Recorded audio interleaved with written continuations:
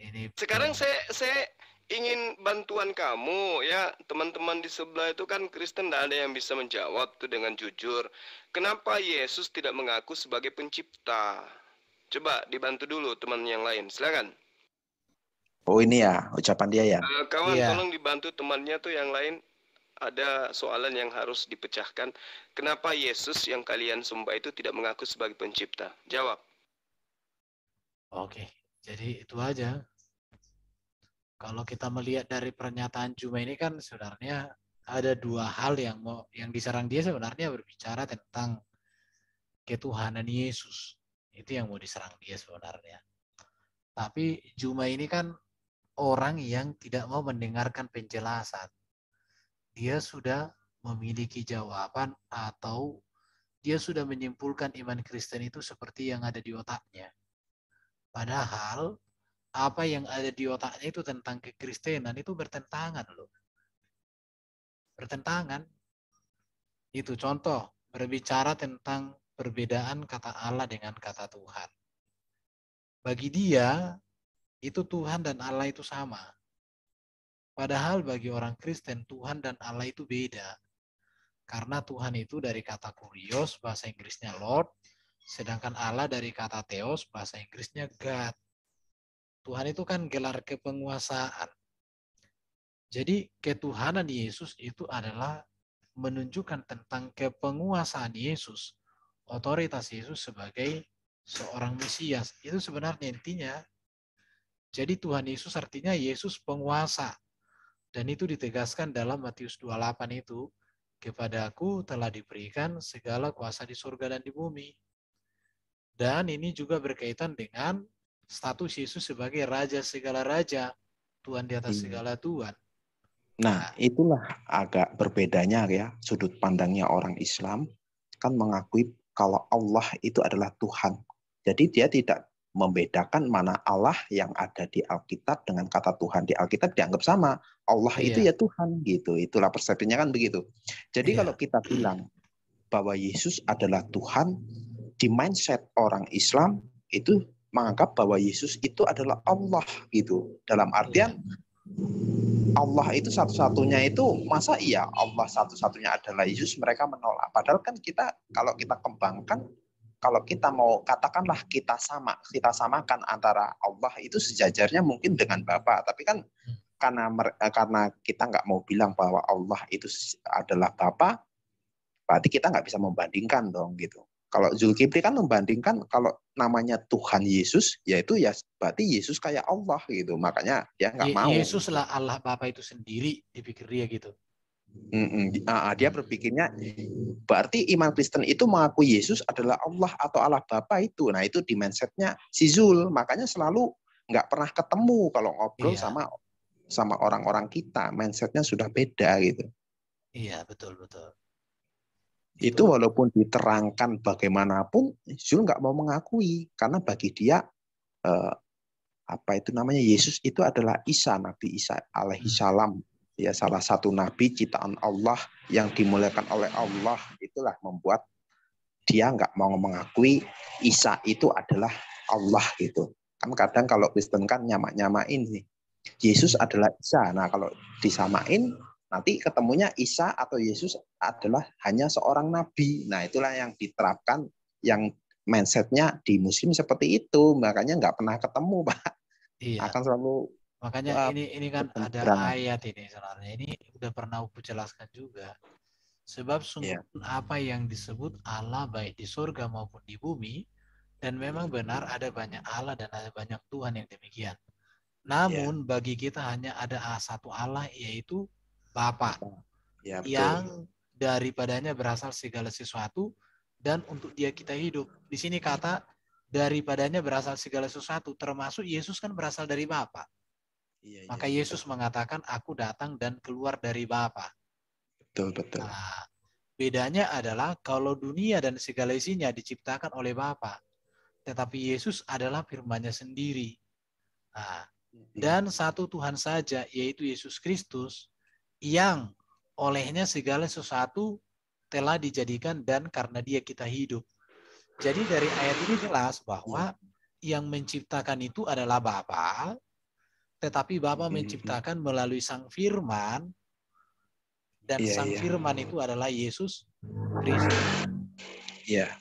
Nah, jadi di sini dia gagal. Makanya kalau kita kembali ke pertanyaan dia tadi kan, di mana Yesus mengatakan aku pencipta?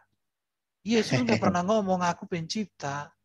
Tetapi kalau kita melihat lagi ya, kita coba di ini ya, Yohanes 1. Ini kalau kita lihat di Yohanes 1 ini kan jelas sebenarnya ini. Cuman ini si Juma nggak pernah bisa diajak diskusi. Dia hanya tahu ngerocos itu. Agak lambat ya. Sebentar. Saya cari. Iya, Pak. Sambil ngobrol aja ngobrol. Iya, Pak. Nah, Yohanes 1 ya. Oke. Kita coba ya, kalau kita mau melihat dari sini tentang siapa Yesus ini sebenarnya udah jelas kok. Ini. Jadi jelas pada mulanya adalah Firman. Firman itu bersama-sama dengan Allah dan Firman itu adalah Allah. Ia pada mulanya bersama-sama dengan Allah. Segala sesuatu dijadikan oleh Dia, dan tanpa Dia tidak ada satupun yang telah jadi dari segala yang telah dijadikan. Di sini sebenarnya kan sudah final kan? Iya, udah ketahuan. Iya. Inilah, Yohanes ini kan orang Yahudi yang pola tulisan dia walaupun dalam bahasa Yunani, tetapi mindsetnya kan tetap mindset Yahudi, mindset Ibrani. Dia tahu kalau yang menciptakan segala sesuatu itu Adonai melalui dafarnya, melalui firman-Nya. Itu udah jelas, nggak mungkin salah si Yohanes ini kan orang Yahudi, udah paham dia. Jadi ketika dia nulis, yang dituangkan itu konsep-konsep tentang Allah Ibrani atau apa itu namanya Adonai Elohim. Dia udah tahu tentang tanah. Makanya dia memahami bahwa Yesus itu sebelum dia nusul jasad atau menjadi manusia atau bersekinah di dalam daging atau datang dalam rupa manusia, dia kan tadinya adalah firman Allah, Dafar Elohim, yang tadinya bersama-sama dengan Adonai dan dia ada di dalam diri Adonai gitu. Nah, si Yohanes kan sudah tahu pola pikir seperti itu, dia tuang dalam tulisan. Kalau orang di luar Kristen membacanya nggak akan paham gitu. Karena dalam mindset dia bahwa Yesus ini awalnya ya mereka nggak tahu kalau Yesus ini pada awalnya adalah Hadafar Elohim. Si orang Islam nggak akan tahu. Dia taunya Yesus itu ya cuma nabi titik. Asalnya dari mana, tadinya apa nggak mau tahu. Nah itu yang jadi kendala. Kita kendalanya kan di situ. Iya. Sebelum Yesus jadi manusia, dia tadinya Dafar Elohim yang bersama Adonai. Nah, Islam nggak mau tahu masalah itu. Kan kita susah menjelaskan. Dia nyerang ke kemanusiaan Yesus terus.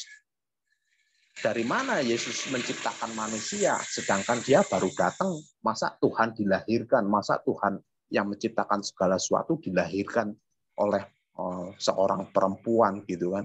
Itulah yang membuat mereka nggak masuk akal gitu. Karena mereka nggak tahu prainkarnasinya Yesus sebelum jadi manusia, dia sebagai apa, Muslim nggak tahu gitu. Makanya lucu kalau kita dialog sama Muslim ini, nyerang kemanusiaan dari Sang Mesias gitu.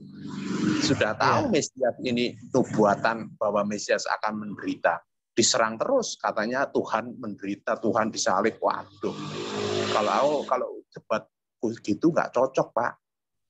Nggak, ini maksudnya apa ya, kayaknya di mindsetku kok lucu tenan, lucu gitu orang Muslim ini nyerang kemesiasan Yesus, dianggap kemesiasannya itu adalah Tuhan satu-satunya gitu kan, lucu gitu. Dia mengabaikan Bapa ya kan kita kembalikan kepada Bapa. Yesus saja dia kalau apa-apa ngomong sama Bapa kan gitu. Iya. Baru ini kan berkaitan dengan pernyataannya tadi.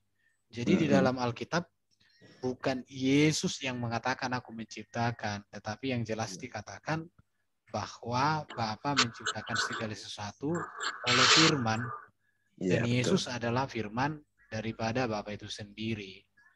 Coba kita lihat ini. Jadi oleh firman itulah Allah menciptakan. Saya tunjukkan coba Mazmur 33 ini. Nah, ini ada ayat 33 ayat 6. Ini ya. Mazmur 33 ayat 6 kan. Oleh firman Tuhan langit telah dijadikan. Jelas. Oleh napas dari mulutnya segala tentaranya. Jadi Ya, Tuhan, itu ayat-ayatnya itu sebenarnya kuncinya di situ. iya. Jadi jangan mereka katakan yang menciptakan itu langit dan bumi itu adalah Yesus. Memang itu agak rancu. Tetapi yang menciptakan itu adalah Bapa, menciptakan oleh firman-Nya. Itu yang tepat. Baru saya tunjukkan lagi ya. Ini Yohanes pasal 1 ayat 3 itu tadi, Ibrani. Ada lagi ayat ini, Ibrani. Bentar ya. Ibrani pasal 11 ayat 3. Dikatakan begini ya. Karena iman kita mengerti bahwa alam semesta telah dijadikan oleh firman Allah. Sehingga apa yang kita lihat telah terjadi dari apa yang tidak dapat kita lihat. Jadi sebenarnya oleh firman Allah segala sesuatu telah dijadikan. Dan Yesus adalah firman itu sendiri. Saya kasih satu ayat lagi ya. 2 Petrus pasal 3 ayat 5-7. Nah, mereka sengaja tidak mau tahu bahwa oleh firman Allah langit telah ada sejak dahulu dan juga bumi yang berasal dari air dan oleh air, dan bahwa oleh air itu bumi yang dahulu telah binasa dimusnahkan oleh air bah, tetapi oleh firman itu juga langit dan bumi yang sekarang terpelihara dari api dan disimpan untuk hari penghakiman dan kebinasaan orang-orang fasik. Jadi jelas bahwa Allah menciptakan segala sesuatu oleh firman. Dan firman ini kan bukan ciptaan. Betul nggak, bro? Halo? Iya, betul. Dafar itu bukan ciptaan, Pak. Dafar itu kekal sama dengan Adonai, sama dengan Bapa. Karena dia ada di dalam diri Bapa. Jadi bukan ciptaan, nggak ada itu konsep dafar itu ciptaan dari mana. Yang ada itu di dalam konsep Islam. Kalam lafsi itu ciptaan. Kalau kalam nafsi, ini kan rumusan ahlul sunnah wal jamaah. Ada namanya kalam nafsi dan kalam lafsi. Kalam lafsi itu kalam yang keluar dari mulut Allah, sudah berupa ucapan, itu sudah menjadi kalam ciptaan. Kalau kalam nafsi, itu kalam yang ada di dalam diri Allah, sebagai bagian dari Allah, dan itu kodim atau kekal tidak diciptakan. Gitu. Kalau di Islam begitu, instrumen ininya ya, pemahaman tentang kalamullah gitu. Iya, betul-betul. Dan itu yang membuat kita kadang berdialog dengan mereka ini nggak nyambung. Karena mereka itu ya sukanya berpolemik sih. Jadi ketika masuk dalam dunia dialog, mereka tidak berpikirkan jawaban dari lawan bicara, tapi mereka ingin memaksakan bahwa konsep kalian itu seperti ini, kalian salah, hanya itu doang. Jadi ya nggak dewasa-dewasa. Itu sih menurut saya. Ya kalau ini konsep itu kan nggak bisa dipaksakan lah. Orang di dalam tubuh Islam sendiri juga ada berbagai denom dan konsepnya berbeda kok. Tapi kalau mereka saling mengkafirkan gitu. Iya, Kalau iya. makanya nggak bisa kita jadikan satu. Kalau jadikan satu nanti kita jadi Islam. Kalau nggak mereka jadi Kristen kan nggak mungkin. Makanya kalau saya kan artinya gini kan, kita boleh berbicarakan perbedaan, tapi bukan kita bentur-benturkan, biarkan aja orang menilai apa yang kita bahas itu, apa yang kita bicarakan itu.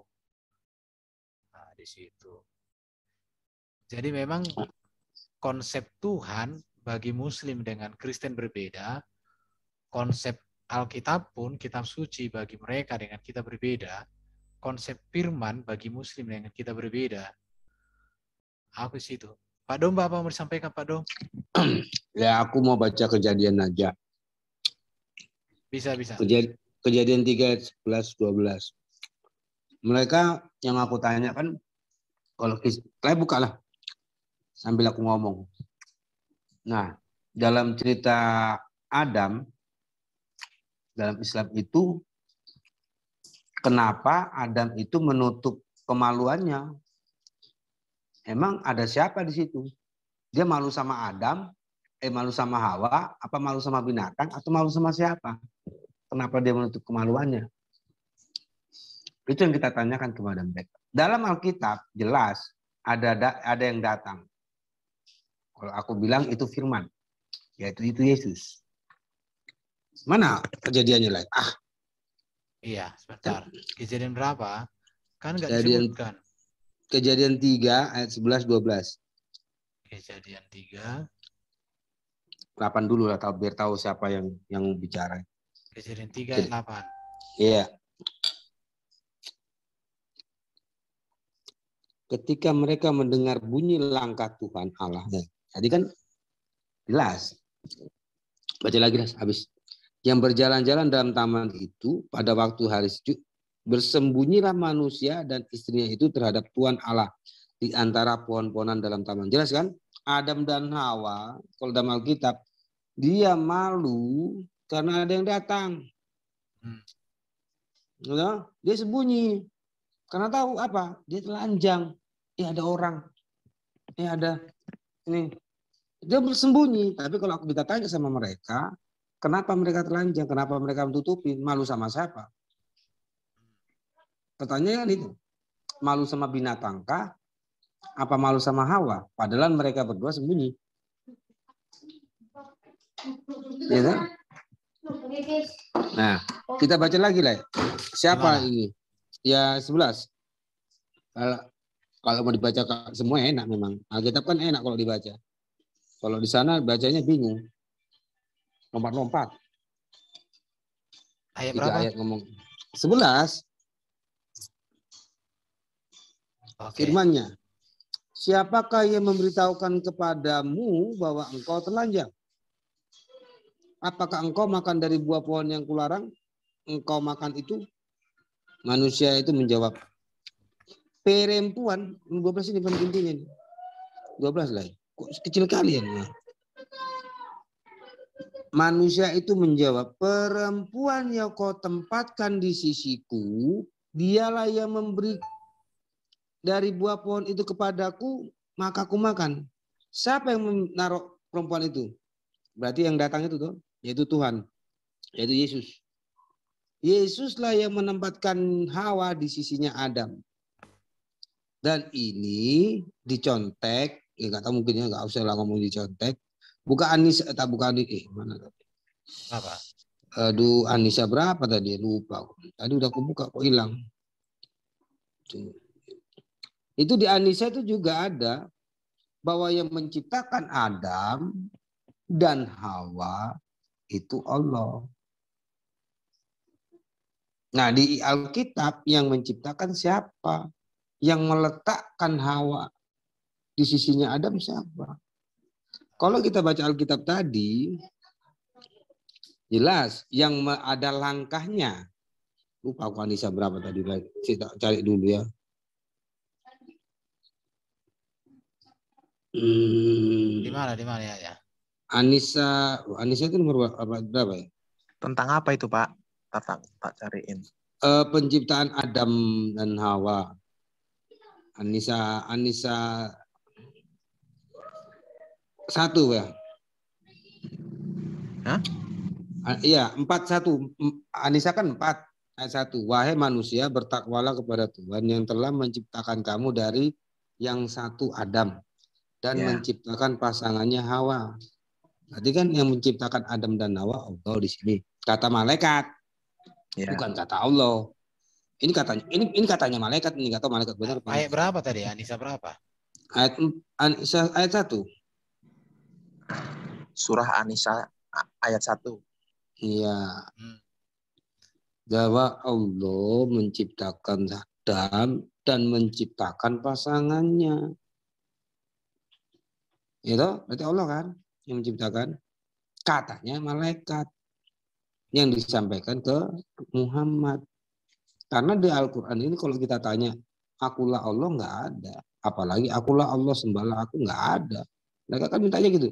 Mana perkataan Yesus bahwa akulah Tuhan lalu sembahlah aku? Nggak ada. Di Al-Quran juga nggak ada. Ya itu aja lah. Jadi korelasi itu ya. Bahwa Yesus semula sudah ada di zaman Adam. Yesus berkata sejak semula, sejak apa itulah? Sejak yang di Alkitab sejak semula aku telah ada. Sebelum Abraham ada, aku ada. Oh, sebelum Abraham ada, aku telah ada. Bapakmu Abraham bersukacita atas hariku dan dia sudah bersukacita. Itu banyak kalau dikatakan Yesus itu. Tapi kalau umat Islam yang kayak pertanyaan SD bertanyakan di mana gini, sama kau tanya gini, anak kecil, dari mana kamu ada, ibu bisa melahirkan, gitu? Dari mana itu bapakmu bisa melahirkan? Kan repot juga ngomong sama anak kecil. Nah, kau belum waktunya. Sama, mereka kayak anak kecil. Bagaimana seorang manusia mempunyai anak, gitu loh. Kan lucu kalau kita terangkan sama anak kecil ini yang tanya. Itu salah juga. Yohanes 8 ayat 8, Pak. Pak Arden. Yohanes 8 ayat 8. Oke. Ya. Ini. Kata Yesus kepada mereka, aku berkata kepadamu sesungguhnya sebelum Abraham jadi, aku telah ada. Nah, gimana Pak Dom? Pak Dom? Ya, sangat jelas loh, sangat jelas lah. Iya. Kalau mereka berkata, Yesus adanya ya dilahirkan Maria, sebelumnya nggak ada. Ya itu iman lo. Sama lo anak kecil. Bapak itu gede. Terus kalau punya anak dari mana? Gimana ceritanya manusia punya anak? Nah, kamu nggak tahu. Nanti kamu udah dewasa, tahu. Nah, iman mereka yaitu masih sekedar iman. Kan udah gue tantang semua. Kalian masih dasarnya iman. Bahkan belum bisa ada ayatnya domba bahwa Yesus itu sudah ada sebelum dunia. Iya, sebelum dunia dijadikan. Oke, sebelum ada. Cuma aku nggak hafal lah. Iya, artinya bisa kita cari kok. Ini ada kan orang canggih kok Alkitab, ini. Iya, Alkitab bukan kitab hafalan.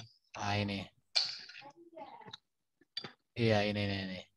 Oleh sebab itu ya Bapa, permuliakanlah aku padamu sendiri dengan kemuliaan yang kumiliki di hadiratmu. Jadi menegaskan bahwa Yesus memang sudah ada sebagai firman di dalam diri Allah. Sebagai apa? Sebagai firman, jelas itu kan. Nah, ini lagi. Yohanes 17:24. Ya Bapa, aku mau supaya dimanapun aku berada, mereka juga berada bersama-sama dengan aku. Mereka yang telah Engkau berikan kepadaku, agar mereka memandang kemuliaanku yang telah Engkau berikan kepadaku, sebab Engkau telah mengasihi aku sebelum dunia dijadikan. Jadi sebelum dunia ada, dengan sebelum dunia dijadikan, Yesus sudah ada. Ya, ini menunjukkan bahwa dia ada di dalam diri Allah. Makanya bangunannya ya tetap di Yohanes pasal 1 tadi sebenarnya. Iya. Jadi Yohanes pasal 1 itu. Kuncinya gini untuk penonton Islam. Ya. Kitab kami itu kitab tulisan manusia, bukan Tuhan yang menuliskan. Kalau menurut Quran, kalau Allah lah yang menurunkan kitab Taurat dan kitab Injil. Itu Allah. Nah, kalau di Alkitab kami yang kami imani ini, bukan Allah yang mengasihi, manusialah yang menulis. Ya, buktinya banyak. Memang tulisan, banyak tertulis, ada tertulis. Gitu. Nabi-nabi menulis, Musa pun menulis tentang aku. Nah, itu kan tulisannya Musa berarti. Bukan tulisannya Allah. Jadi kalau umat Islam mengklaim Alkitab kami sudah dirubah, itu mah terserah kalian. Intinya, iya, Taurat itu sama tangan manusia. Benar. Mau dikatakan berubah-ubah, terserah. Tapi kalau kita tanyakan yang mana dirubah, kalian nggak bisa buktikan. Kalau kita tanya, mana kitab Taurat yang dari Tuhan itu? Yang dijatuhkan ke debu. Kalian nggak bisa buktikan. Hanya mencemooh.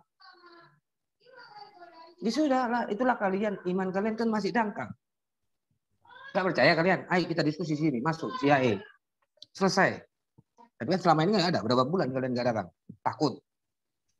Karena orang CIA banyak data. Bilang, nggak apa-apa. Udah gitu jelek. Oke, ada mungkin mau nanggapi lagi yang lain? Jadi kalau menurut orang Islam, pandangan Islam, firman Allah atau kitab-kitab Allah itu tadinya ada di Lauhul Mahfuz. Di Lauhul Mahfuz itu di tempat di hadirat Allah, kalau nggak salah Lauhul Mahfuz itu. Jadi semua kitab itu adanya di Lauhul Mahfuz. Skema pengiriman firman dari Lauhul Mahfuz itu diturunkan ke Baitul Izzah. Baitul Izzah itu di mana? Baitul Izzah ini ada di langit dunia. Dari Baitul Izzah itu dibawa oleh Jibril. Jibril membawa firman itu terus diturunkan, disampaikan kepada Nabi Muhammad SAW. Itu prosesnya. Baik Muhammad, baik Isa, baik Musa, Musa dengan Tauratnya, Isa dengan Injilnya, Muhammad dengan Al-Qur'annya, prosesnya sama, semuanya dari Lauhul Mahfuz. Itu boleh tanya Pak? Boleh tanya Pak? Yang boleh, tadi Bapak bilang Jibril tadi, itu bawa kitab berarti dia ya? Apa bawa apa? Ya berarti Jibril. Ya betul. Yang dimaksud berarti, kitab itu bukanlah sebuah tulisan, tapi berupa wahyu. Wahyu yang dibawa. Karena kan Al-Quran turun tidak langsung jerek. Semua 114 surat, 6.600, 200 ayat, 30 juz enggak. Bertahap selama 22 tahun, 2 bulan, 22 hari. Jadi bawanya itu per ayat gitu. Itu enggak, bukan ini ya, bukan tulisan ya. Tapi berupa wahyu ucapan. Ketika Jibril bilang apa itu namanya, bacalah, ikra kan gitu. Muhammad suruh baca kan. Muhammad kan bilang dia nggak bisa baca. Karena pada saat itu juga dia sebenarnya nggak melihat tulisan apapun. Jadi disuruh menghafal. Karena sistemnya suruh menghafal. Bukan untuk dituliskan gitu kan, nggak ada perintah Muhammad untuk membukukan Al-Quran, itu nggak pernah ada. Karena semua sumber dari Muhammad itu berupa hafalan kan gitu. Jadi kitabnya sebenarnya nggak ada gitu. Pada yang membuat saya bertanya lagi nih. Padahal Tristan bilang yang pertama Allah ciptakan itu pena katanya. Pena Pak. Iya. Nah, betul. Untuk menuliskan pena kitab itu suci. Untuk menulis kitab, semua kitab Allah, semua kejadian yang terjadi di dunia itu ditulis melalui pena itu yang diciptakan oleh Allah pertama kali. Berarti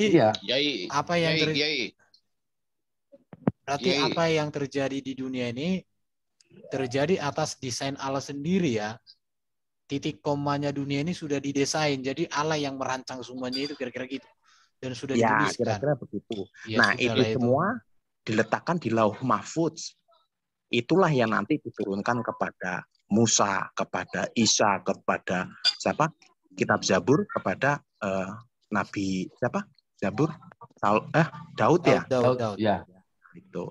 Dan Al-Quran juga terakhir diturunkan kepada Nabi Muhammad, prosesnya sama. Dari Lauhul Mahfuz yang ditulis oleh ciptaan Allah yang pertama, yaitu penanya itu. Tapi yang menurut si Pak Erben ini Pak, yang maksudnya ditulis itu sudah ditakdirkan. Segala sesuatu sudah dituliskan, sudah ditakdirkan. Ya konsekuensi logisnya ya seperti itu. Enggak, menurut Bapak, pengetahuan Bapak gimana? Kalau menurut logika saya, udah logisnya Mbak. Begini Pak, kita nggak tahu Allah pada saat itu menuliskan apakah benar-benar ditulis atau sudah ditakdirkan seperti apa, kita nggak tahu kronologinya secara jelas, karena itu hanya Allah yang tahu gitu. Nah, kalau yang pernah aku baca, memang Allah menyuruh tuliskanlah dari awal sampai akhir, sampai kiamat. Itu ada kata-kata seperti bahasanya seperti itulah. Kalau Arabnya nggak tahu bahasanya. Tapi kalau menurut saya takdir itu sebuah ketidakadilan. Ini bukan ke situ larinya Pak Wawan. Artinya kita coba memikirkan pernyataannya si Tristan yang pertama diciptakan Allahnya dia itu adalah pena untuk menuliskan setiap peristiwa yang akan terjadi di dunia ini. Jadi dunia belum ada, semuanya sudah dibuat di pena, dirancang kira-kira gitu. Termasuklah segala apapun yang terjadi di dunia sudah dirancang. Jadi ketika wahyu itu diturunkan, itu sudah ada, tinggal menurunkan sudah. Nah, di situ. Cuman hal ini memunculkan pertanyaan lagi, Pak Domba. Pertanyaannya gini, apakah semua tulisan itu yang di sisi Allah di Lauhul Mahfuz itu sudah diturunkan kepada Baginda? Kayaknya kalau dikatakan sama si Syukur, belum. Ada sesuatu lagi yang entah. Tapi gini, yang pena menulis ini sudah ditakdirkan semua kita bagaimana. Manusia per manusia ini udah tahu di mana, gimana. Ya itu dia makanya, ya itu konsekuensi. Tapi kita kan nggak lari ke sana. Iya. Karena nggak ada kawan muslim untuk diajak diskusi. Gitu. Lanjut, Pak. Oke. Kita dengar dulu lah apanya tadi. Sedikit lagi. Ocehannya si Juma. Jadi udah terjawab ya, kalau ditanya si Juma, di mana Yesus mengatakan, aku pencipta. Tapi sebelum kita lanjut, ini sudah Raisen ini. Reformit, silakan bro. Reformit. Ya, terima kasih Bro Erben. Tadi kan mungkin sudah disinggung ya, yang dimana Yesus sendiri yang merupakan pribadi logos menjadi manusia ya, yang mana Yesus sendiri menyampaikan sebelum dunia jadi aku telah ada. Ada sepertinya ada ayatnya itu ya, sebelum dunia jadi aku telah ada. Ada nggak tahu ayatnya itu ya, sebelum dunia jadi aku telah ada. Apa boleh? Mungkin yang lihat tampilkan tadi itu. Ada itu ya, sebelum dunia jadi aku telah ada. Oh ya ada. Bisa ditampilkan. Di situ kan sebelum dunia jadi. Oh tadi Yohanes 8 ayat 58 apa berapa? Ya. Yohanes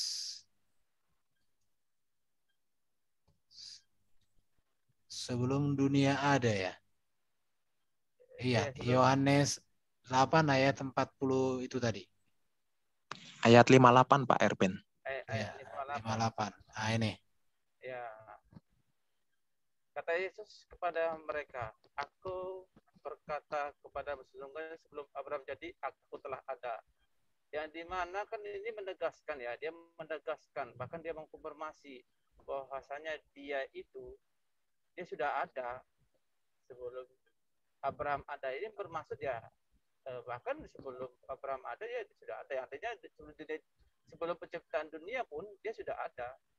Itu menegaskan Yohanes 1 ayat 1 ya, di mana pada awalnya ada firman gitu kan. Firman itu bersama-sama dengan Allah. Dan firman itu adalah Allah.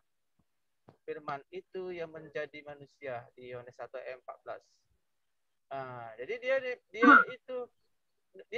Yesus itu mengkonfirmasi dia itu adalah pribadi logos yang berada di kekalan, yang bersama-sama dengan Bapa. Begitu. Ingat, dia sendiri yang mengkonfirmasi, walaupun itu secara tersirat ya, gitu. Dia secara tersirat mengkonfirmasi dirinya, gitu. Itu dipertegas juga ya, di mana di Ibrani, masalah Ibrani 1. Ini ajaran Rasul Paulus. Di Ibrani 1, sebentar saya cari itu ya. Ibrani 1. Sebentar. Ibrani 1 ayat 2 sepertinya ya. Iya, Ibrani 1. Ayat 1 saya dibuka. Ibrani 1. Allah berfirman dengan perantaran anaknya.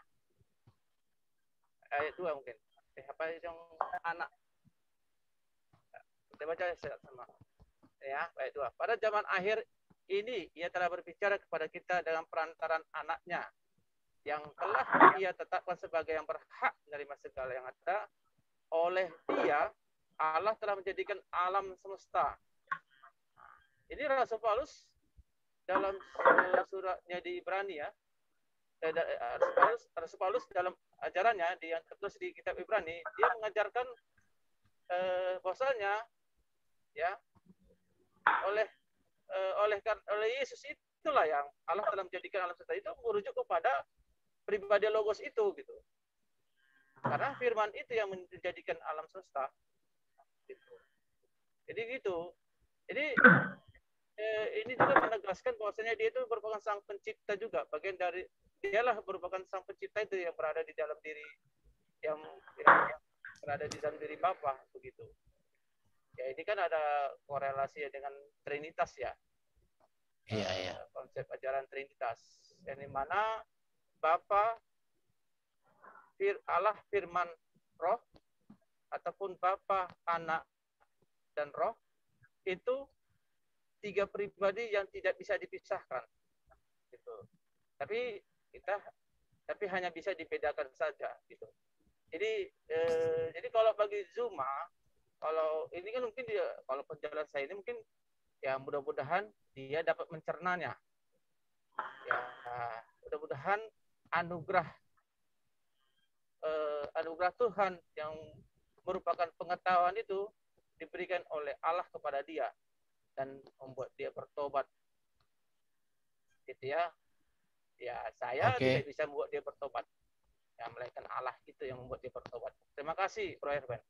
Oke, saya coba putarkan lagi videonya ya. Ya. Sebentar.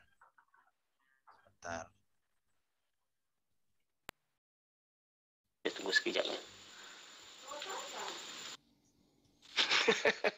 Jawabannya dulu, kenapa Yesus tidak mengaku pencipta? Pertanyaan sederhana kok. Silakan. Iya, Yesus memang mati, ya. Pertanyaan Anda, kenapa Yesus tidak mengaku sebagai pencipta? Yesus datang sebagai manusia, ya. Pengganapan kitab para nabi dan hukum Taurat, ya, datang mengajar, ya, memberitakan tentang keselamatan. Bagaimana manusia itu mengasihi Allah dan sesamanya, itu yang diajarkan oleh Yesus supaya manusia itu bisa selamat. Caranya bagaimana? Kamu harus, ya, dilahirkan kembali. Nah, itu cara Allah supaya dapat melihat kerajaan sorga. Manusia itu bisa melihat kerajaan sorga. Itulah cara yang diajarkan oleh Yesus. Dan Yesus ajarkan bahwa akulah jalan kebenaran dan hidup. Tidak seorang pun datang kepada Bapa kalau tidak melalui aku. Jadi hanya melalui Yesus. Begitu Pak Zulkifli. Walaupun kamu melalui siapa saja, bahkan Muhammad, tidak akan masuk surga. Kamu ditetapkan ke neraka. Baca Quran Al-Aqab 46 ayat 9. Kata Muhammad, aku tidak tahu apa yang diperbuat terhadapku dan pengikutku. Bukti bahwa Muhammad itu masih sesat. Apakah itu berarti bahwa Yesus itu ciptaan?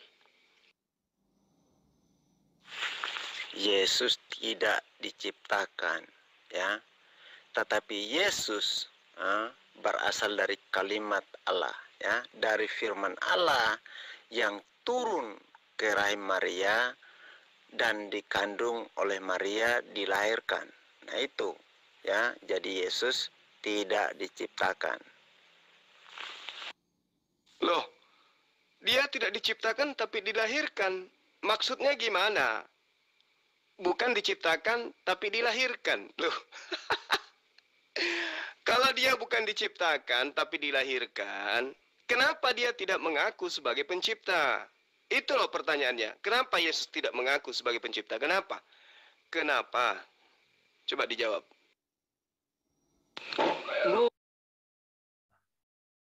Mungkin kita tanggapi dulu dong. Itu gimana kira-kira tanggapan kita itu? Jadi kalau saya ya silakan. Kok ngaku aku adalah firman? Oh, Yesus ngomong sebelum Abraham ada udah mau dilempari batu. Gitu? Dengan mukjizat aja sudah mereka seperti itu. Untuk apa umpamanya nih? Akulah firman Tuhan. Pasti digebuki. Buktinya apa? Orang mau dengar tahu Tuhan itu harus ada bukti. Dan yang dilakukan Yesus itu segala sesuatu yang dilakukan Yesus itu, itulah bukti bahwa Tuhan beserta umatnya, yaitu Immanuel. Kalau kita tanya sama umat Islam, bagaimana kalian bisa membuktikan Tuhan Anda? Oh, Tuhan itu menciptakan mana, kapan? Tertulis gini, ya iman.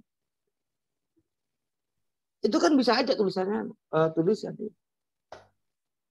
Terus buktikannya gimana? Yesus datang membuktikan segala sesuatu yang manusia biasa pun tidak akan pernah bisa dia lakukan.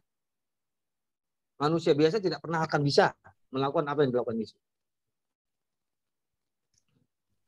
Jadi kalau manusia sudah tidak bisa melakukan apa yang dilakukan Yesus, berarti Yesus itu siapa? Itu utusan Tuhan sama seperti Nabi yang diberikan mukjizat-mukjizat. Nah kalau oke, gitu. Nah kalau perkataannya seperti itu, sebelum Abraham jadi aku sudah ada. Orang Yahudi yang sangat mengenal Tuhan menganggap omongan apa yang dikatakan Yesus itu mencemooh, menista Tuhan, menganggap dirinya sama seperti Tuhan. Nah, banyak kan ayat-ayat Tuhan. Makanya orang rabi-rabi Yahudi itu pengen melempar Yesus. Kurang ajar nih orang, kan gitu bahasanya. Nah, kalau kalian nggak tahu, jangankan kalian, kalau kalian kedengaran syekh, ustadz atau siapa yang kalian hormati, karomahnya besar, anunya besar, sujud menyembah, dicium, bla bla bla. Gue nggak habis pikir gitu sama kalian itu, sama guru-guru kalian, dapat ini karomah, ya karomahnya apa? Buktikan aja. Ayo coba buktikan apa yang dia bisa lakukan. Aku melihat dia ada di sana di waktu yang sama. Belgedes.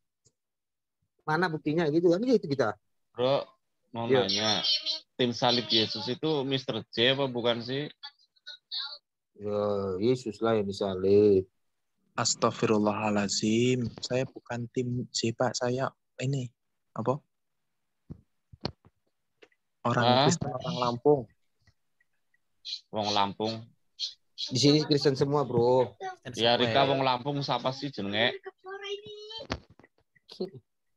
Saya Togar, Pak. Togar. Kembali fokus. Kirain Muslim. Oke. Astagfirullah. Oke. Silakan. Oke, Pak. Silakan, Pak. Silakan, Pak. Saya dulu lah. Bisa dibuka Pro Erben Filipi 2. Filipi 2 mulai dari ayat 5. Di situ tersirat mengajarkan ada kesetaraan. Di mana Bapa, anak dan itu setara. Filipi 2 ayat 5. Oh, nanti kalau kita ngambil dari Filipi 2 nanti dikatakan itu kan yang ngomong Paulus begitu. Itu senjatanya mereka, bro. Iya, memang begitu.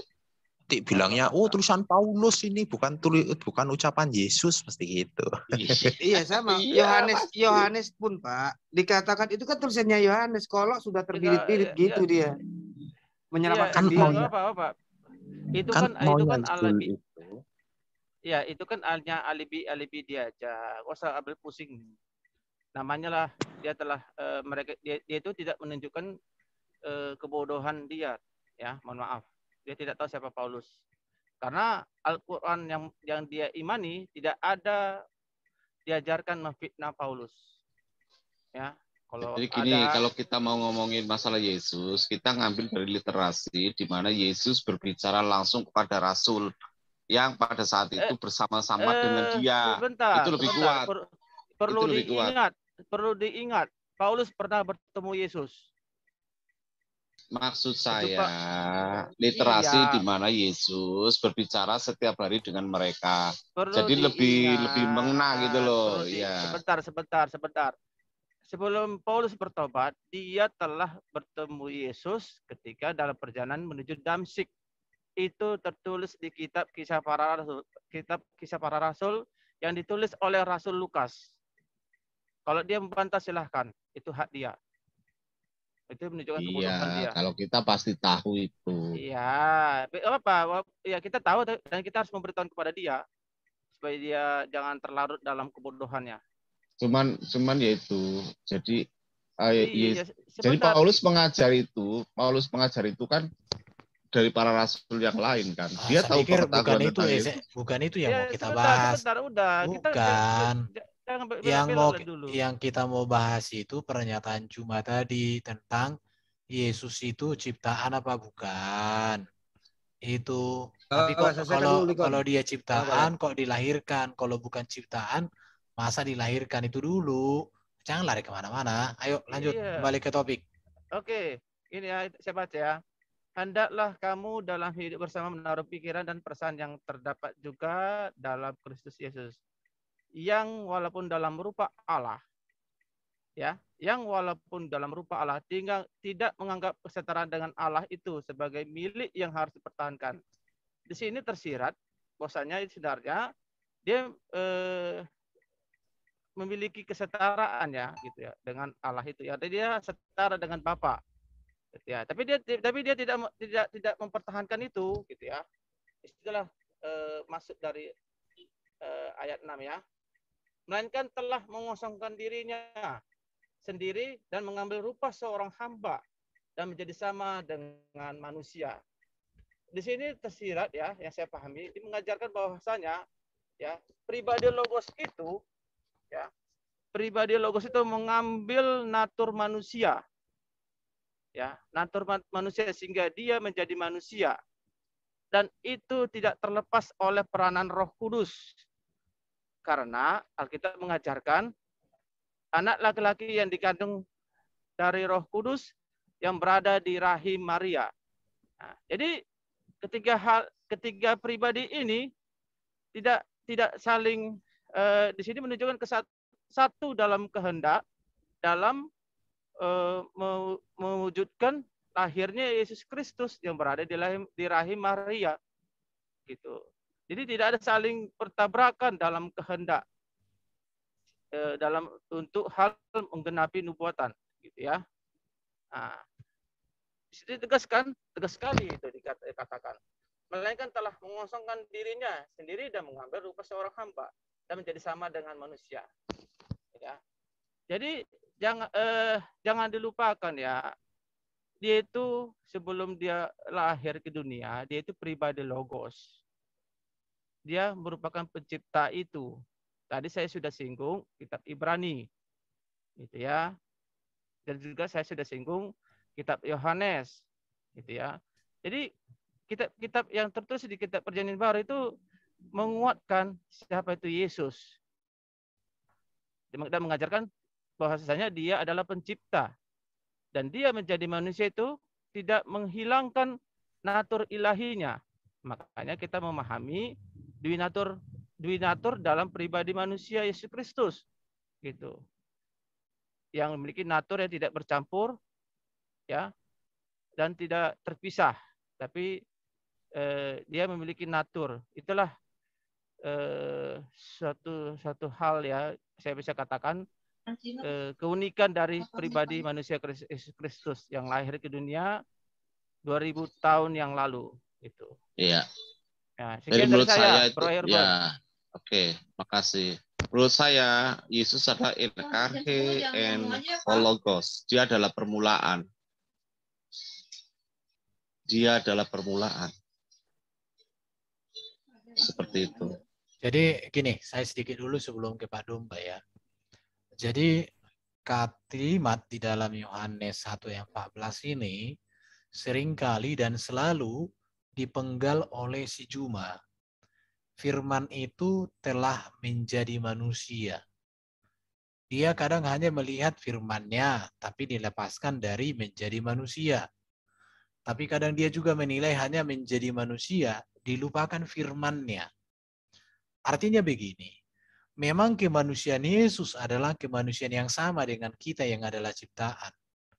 Tetapi harus diketahui bahwa kemanusiaan Yesus itu adalah kemanusiaan bukan hasil biologis. Hal ini dipertegas dengan kelahiran dari rahim perawan Maria. Nah, di sini dia, Jadi benihnya di dalam rahim Maria itu benar-benar adalah benih ilahi. Itu yang dikatakan di dalam surat Yohanes, benih ilahi. Ya, jadi Yesus itu benih ilahi, sang firman menjadi manusia. Manusia di sini bukan manusia jadi-jadian, bukan. Manusia yang sempurna, yang utuh. Manusia yang luar biasa. Nah, itu jadi kemanusiaan Yesus itu adalah kemanusiaan yang sama dengan kita yang adalah ciptaan. Tetapi berbeda dengan kita karena kita hasil biologis, sedangkan Yesus adalah firman dan oleh Roh Allah itu sendiri. Nah, itu aja dari saya. Silakan Pak Domba Kecil. Aku kalau ngomong pasti Alkitab dulu lah. Karena udah teman-teman gitu. Kalau ngomong pakai dalil. Siap dan. Nah, Yohanes 10 Yohanes 10 ayat 27 sampai 33. Kalau bisa satu perikop. Tapi kan aku ambil lah 27 dulu lah. Karena kan kebanyakan nanti. Yohanes 10 Yohanes 10 27. Itu sampai 33 harus tahu. Ya. Iya, kalau enggak comot-comot. Domba-dombaku mendengarkan suaraku dan aku mengenal mereka dan mereka mengikuti aku. Dan aku memberikan hidup yang kekal kepada mereka. Dan mereka pasti tidak akan binasa sampai selama-lamanya. Dan seorang pun tidak akan merebut mereka dari tanganku. Bapakku yang memberikan mereka kepadaku lebih besar daripada siapapun. Dan seorang pun tidak dapat merebut mereka dari tangan Bapa. Ya, aku dan Bapa adalah satu. 31. Ini ya, kenapa Yesus itu mau dibunuh. Ya, kalian tahu kalau kita tanya, kenapa Isa itu melarikan diri atau kabur atau mengumpulkan murid-muridnya, bro, siapa yang mau gantiin gue? Kenapa dia mau lari? Ada apa? Apa kesalahan apa yang dibikin? Kenapa dia langsung pergi? Kan gitu. Nah, umat Islam nggak bisa jawab. Oh, dia karena orang Yahudi itu mengajarkan yang salah. Oh, tauhid. Orang Yahudi tauhid. Tanya sama Isa. Oh, aneh jadinya. Sekarang baca lagi ya. Sekali lagi orang Yahudi mengambil batu untuk melempar Yesus. Kata Yesus kepada mereka, banyak pekerjaan baik yang berasal dari Bapakku yang kuperlihatkan kepadamu. Pekerjaan manakah di antara yang menyebabkan kamu mau melempari aku? Pekerjaannya ya, hal yang nyata, mukjizat dan lain-lain. Gitu. Jawab tiga-tiganya ini. Tiga-tiga yang penting itu. Gak kelihatan naik. Jawab orang-orang naik kan? Wan sedikit man. Naik. Jawab orang-orang Yahudi itu. Orang Yahudi tauhid ya. Bukan karena suatu pekerjaan baik, maka kami mau melempari engkau. Ingat, bukan gara-gara kerjaan baiknya. Melainkan karena engkau menghujat Allah. Dan karena engkau sekalipun hanya seorang manusia saja. Menyamakan dirimu dengan Allah. Oleh karena inilah orang Yahudi ingin membunuh Yesus. Jadi kami ada ceritanya. Kalau umat Islam kutanya kenapa Isa kabur, pergi atau waktunya diambil, lalu yang suruh tanggung jawab murid-muridnya, ada apa? Kenapa dia dimusuhi orang tauhid? Apakah Yesus mengajarkan bukan tauhid? Jelas Yesus tidak mengajarkan tauhid. Yang satu itu tunggal. Kenapa? Dia menyatakan dirinya firman itu telah menjadi manusia, tapi kalian tidak percaya. Ya, kalau tanya nih, kalau kita tanya sama orang Islam, kenapa Isa itu dia? Oh ya karena ajaran Yahudi itu udah salah. Ajaran apa yang salah? Bukankah ajaran Yahudi tauhid? Semua nabi dari Adam sampai Yesus mengajarkan tauhid. Kenapa sekarang hukumannya nggak ada? Itulah kalian pikir ada apa? Isa kok mau dibunuh sama atau mau disiksa sehingga Allah menyerupakan wajah Isa kepada muridnya. Ada apa? Nggak bisa jawab, memang nggak ada. Lanjutlah. Oke, ada lagi? sebenarnya gampang kalau menjawab Zuma itu kan, maunya Zuma kan ucapan Yesus langsung toh. Mana yang mengatakan ucapan Yesus bahwa akulah pencipta alam semesta, semua itu kuciptakan, kan gitu toh maunya si Zuma toh. Iya. Nah,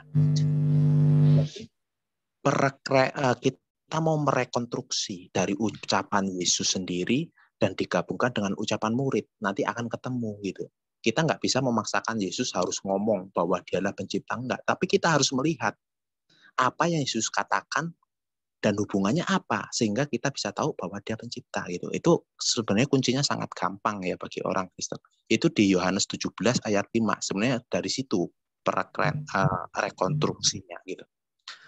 Kalau kita membaca di Yohanes 17 ayat 5 itu berkata begini.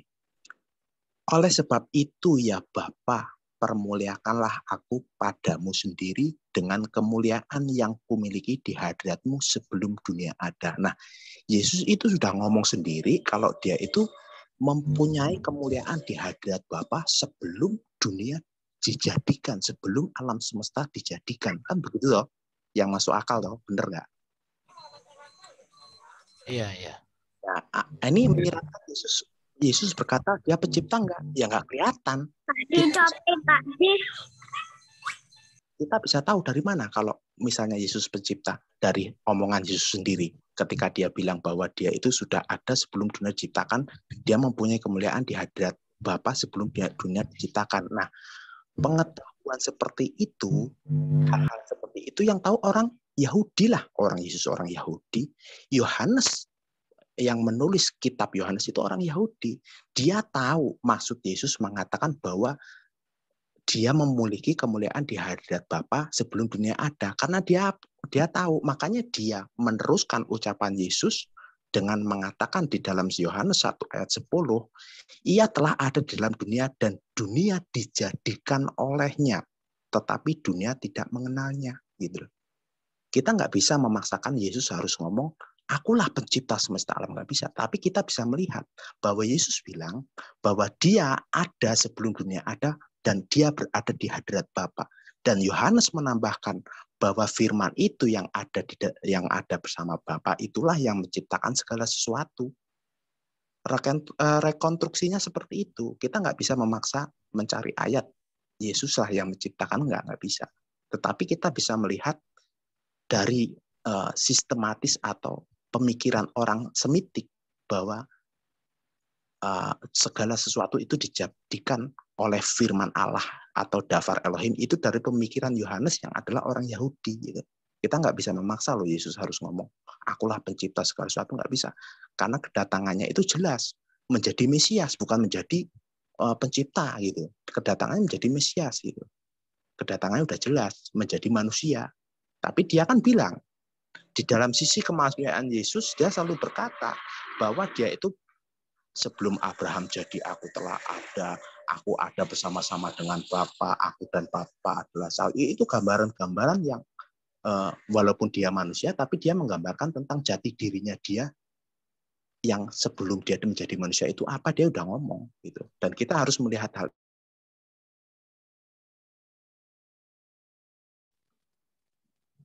Oke, terima kasih Pak Tim. Ya, tapi intinya udah kami jawab itu Pak. Mana Yesus berkata bahwa dia yang mencipta, nggak ada. Tapi kalau kita kan menjabarkan siapa Yesus ini dari tadi kan. Nah, kalau kita tanya sama mereka, siapa yang menciptakan matahari? Apa? Enggak, kalau kita tanya ke mereka, ya, apakah Allah mau menciptakan matahari, bulan, tanya dan apa, bintang? Maksudnya ke Muslim. Ya. Apakah Allah mau menciptakan matahari? Mana buktinya Allah mau berkata aku yang menciptakan matahari? Nggak ada kan? Nggak ada. Nah iya sama aja. Pertanyaan anak TK Pak. Gimana? Susah. Kalau Bro Edo bilang ada namanya surat sapi betina. Sapi siapa itu? Kan sama aja.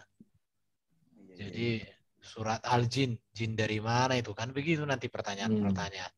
Sebenarnya kalau kita mau mencari tahu tentang penciptaan oleh Allah di dalam Al-Quran, Al-Quran itu bilang bahwa Allah menciptakan segala sesuatu melalui 6 masa. Ya lewat nama saya. Kalau kita 6 hari ya, 1, 2, 3, 4, 5 dan Adonai Tuhan berhenti pada hari ke-7. Kalau di itu Islam pun ada yang mengatakan 8 masa, Pak. Ada dalilnya juga. Kalau yang aku baca ada yang 6 hari. Baru... dia nggak bilang 6 hari, Pak, 6 masa. Hitungan mereka masa. Nah, itu pun tidak bisa direkonstruksi karena Allah tidak menjelaskan skema. Kalau kita kan ada pada hari pertama Tuhan Allah menciptakan apa gitu kan. Kalau di Islam nggak ada. Jadi kita nggak bisa merekonstruksi Allah pada hari pertama sampai pada masa pertama sampai masa 6 ke 6 apa yang Allah ciptakan itu tidak diterangkan di dalam Al-Qur'an gitu. Loh, saya bingung loh Pak kalau penciptaan dalam Muslim itu. Mereka percaya Big Bang. Big Bang itu mengatakan kalau orang ilmuwan katakan semua terjadi itu gara-gara ledakan.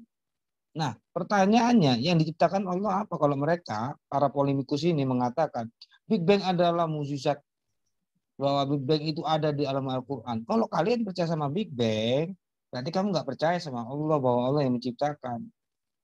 Big Bang itu semua segala sesuatu oleh bumi, matahari dan lainnya gara-gara ledakan itu. Nah, sekarang di Al-Qur'an nggak ada nggak tentang ledakan itu. Dalam artian ayat-ayatnya menunjukkan. Mawar apa ya? Kayaknya mau bentuk dia ngomong apa dulu si inilah si Ustadz Munir Mawar ya? Kan cari dulu ya. Harus pakai dalil toh, Pak. Harus pakai dalil toh. Iya, saya cari dulu ya. Ingatku mawar merah apa gitu ya. Bentar. Ini kalau yang tadi itu di Fusilat. Surat Fusilat itu, Fusilat. Yang tentang apa Pak Erben? Yang penciptaan itu loh. Oh iya. Yang 6 masa itu ya? Iya. Ya, sebentar. Bisa buka Kisah Para Rasul 5. Ini tulisan Rasul Lukas. Kisah Para Rasul 5 dimulai ayat 29. Sebentar. Tunggu ya. Kisah Para Rasul 5 ayat 29. Tunggu lagi ada bermasalah. Ini ya. Keluar di PSku 1 ada gangguan. Jaringan mungkin. Iya, masalah jaringan ini. Ngomong aja dulu, ngomong sambil nunggu ini. Ya, Kisah Para Rasul 5 ayat 29. Jelaskan aja, jelaskan. Ya. Bacakan. Saya buka aja lah. Share screen ya. Para Rasul 5 ayat 29. Nah, ini. Di sini ya, saya bacakannya. Tetapi Petrus dan rasul-rasul itu menjawab, katanya, kita harus lebih taat kepada Allah daripada kepada manusia. Allah nenek moyang kita telah membangkitkan Yesus yang kamu gantungkan pada kayu salib dan kamu bunuh.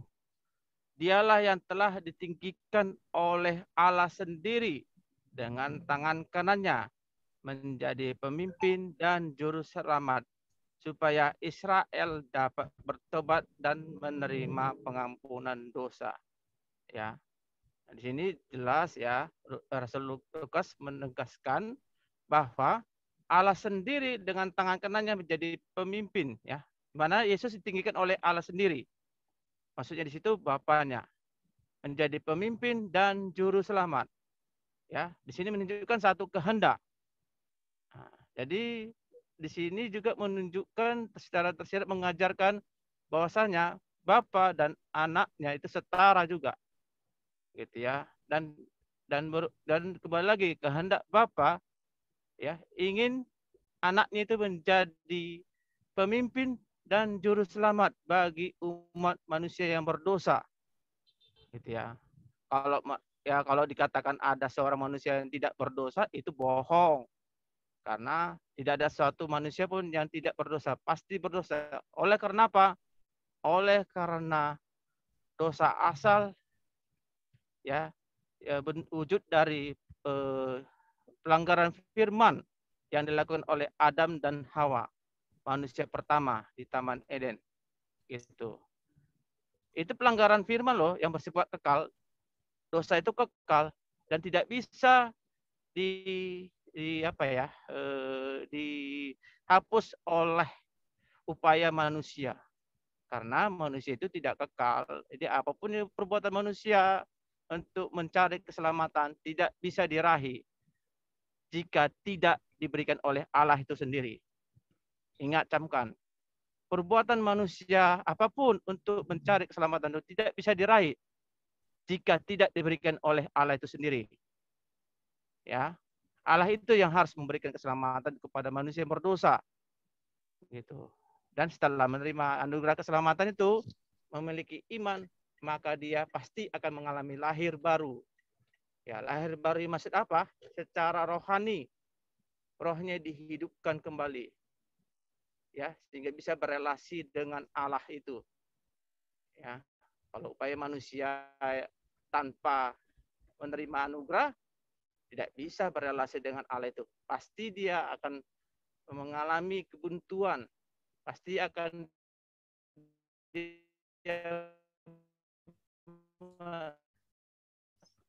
suaranya putus, Le. Mendapat ilah-ilah palsu.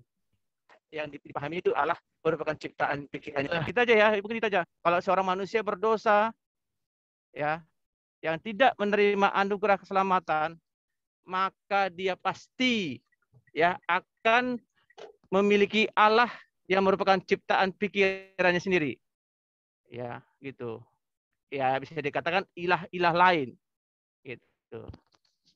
Oke, jadi sekian dari saya. Terima kasih. Halo? Iya. Ya. Oke. Ya. Aku daripada dikatakan asumsi, ayatnya itu di surat 21, Le. Iya, aku share. Aku share ya.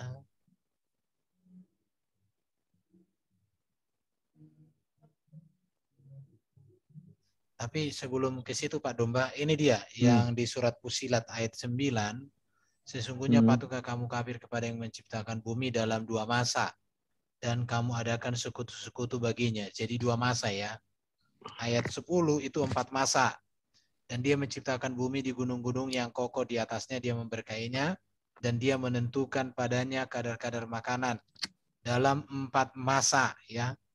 Ayat 11. Kemudian dia menuju kepada penciptaan langit, dan langit itu masih merupakan asap. Lalu dia berkata kepadanya dan kepada bumi, datanglah kamu berdua menurut perintahku dengan suka hati, dan terpaksa keduanya menjawab, kami datang. Ayat 12.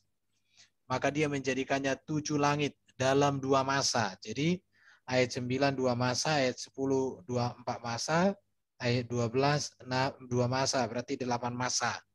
Itu. Di mana tadi Pak Dom? 21:30. Oh iya, 8 masa ya. Iya.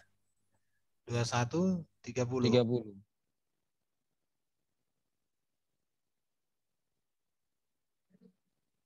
Oke, udah ini. Dan apakah orang-orang yang kafir tidak mengetahui bahwasanya langit dan bumi itu keduanya dahulu adalah suatu yang padu. Kemudian kami pisahkan antara keduanya. Dan dari air kami jadikan segala sesuatu yang hidup. Maka mengapakah mereka tidak juga beriman? Nah, oke, bener kan? Sekarang gini aja, aku mau share lah ya. Daripada bukan loh. Jadi mereka memang mempunyai ini Detikcom ya, teori Big Bang ya. Di sini akan dijelaskan ada sejumlah ayat di dalam Al-Quran yang menjelaskan proses penciptaan langit dan bumi, di antara lain ini. Ini dulu lah. Bahwa di dalam Al-Quran proses penciptaan langit dan bumi dijelaskan melalui teori Big Bang. Mereka percaya. Ini suratnya ini semua ya. Proses penciptaan alam semesta dalam Al-Quran dijelaskan melalui teori Big Bang. Al-Quran surat Al-Anbiya 30. Itu Al-Anbiya berapa itu lah? Yang tadi ya toh? Yang mengatakan langit dan bumi awalnya bersatu sekitar 12 ya, kan? Mereka percaya itu. Lalu ledakan, kan jadi ledakan kan? Percaya mereka. Ledakan pada hakikatnya adalah pengembangan ruangan yang di dalam alat surat At-Zarif ayat 47. Mereka menjelaskan ini Pak semua Pak. Jadi saya enggak. Jadi mereka percaya bahwa dunia ini dahulu itu satu lalu dipecahkan. Nah kalau itu meledak, ya toh, berarti penciptaan menurut teori Big Bang kan semua alam semesta ini gara-gara ledakan itu Pak. bulan, bintang, planet-planet, matahari, bumi juga. Itu kan terjadi dari ledakan itu. Jika mereka mengimani teori Big Bang yang dikatakan ada di dalam Al-Quran ini, berarti Allah tidak menciptakan itu. Allah hanya menciptakan ledakan itu.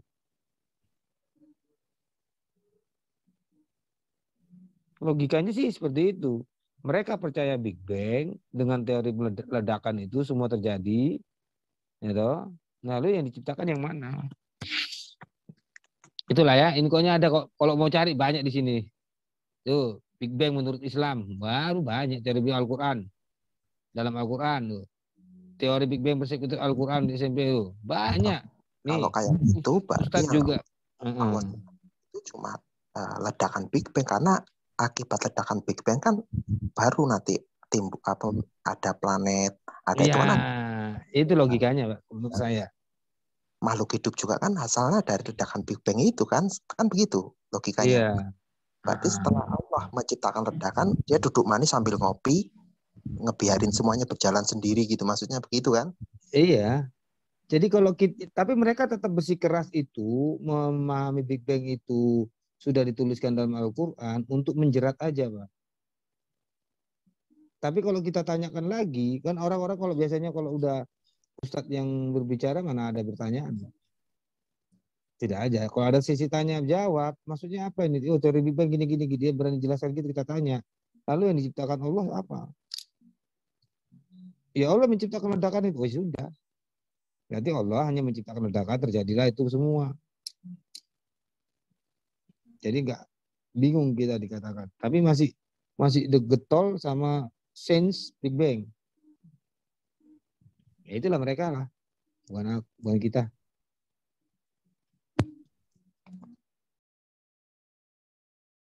Karena kalau kita tanya lagi, adakah Allah menciptakan matahari? Aku menciptakan atau kun fayakun, jadilah matahari. Ada enggak? Enggak ada.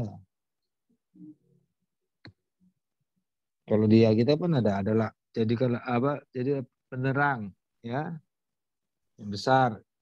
Dan yang satu yang lebih kecil. Gimana? Oke, gimana teman-teman? Saya pikir apa yang dipersoalkan cuma udah kita jawab ya. Bahkan lebih dari apa yang dia pikirkan sudah kita jawab. Jangan lupa undang Zuma lah. Iya, kerinduan kita cuma kau datanglah ke sini biar kita diskusikan supaya kamu jangan hanya dijago di room, suara menggelegar kayak meriam bambu. Datanglah ke sini. Terima kasih teman-teman. Aku yakin lah si Zuma datang ke sini takut ditanya lah. Oh iya. Itu. Dia kan sukanya kan apa? Yang penting heboh, rame. Iya, ribut itunya dia. Jadi yang lain kemarin katanya janjian mau diskusi gak jadi kan, dia takut dia. Gak berani jawab dia. Iya, kasih undangan lagi. Undangan untuk Ustadz Zuma, Zulfikar M. Abbas. Kau datang ke Syai, bertanyalah tentang Alkitab. Ya, kami nggak mau nanya. Mungkin itu mau dia kan bisanya nanya. Like anak kecil kan sukanya nanya. Oke, lanjut. Oke, itu aja ya. Atau ada mau dari penutup dari Pak Tim Salib ada? Dari Pak Wawan ada? Gak ada lagi? Oke, kalau nggak ada, kita akhiri sampai di sini. Terima kasih, kita ngobrol bebas habis ini ya. Oke.